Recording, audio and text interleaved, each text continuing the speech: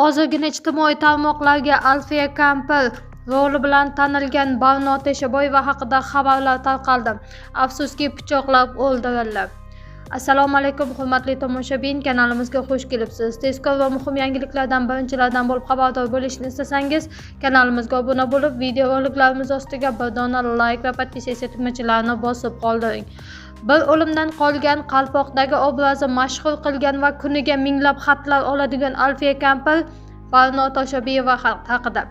Barno Teshaboyevaning aytishicha, Alfiya Kampirga 2 marta sovchi kelgan.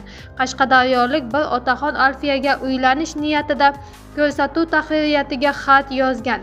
Toshkentda pochchasini bo'g'ib o'ldirgan qayni uka qamaldi. Sudlanuvchi uka pochchasi doimiy alkogol iste'mol qilib, opasini urganligini chidolmay bu jinoyatga sodir qilgan. Sud hukmiga ko'ra unga nisbatan 10 yil muddatga ozodlikdan mahrum qilish jazosi tayinlangan.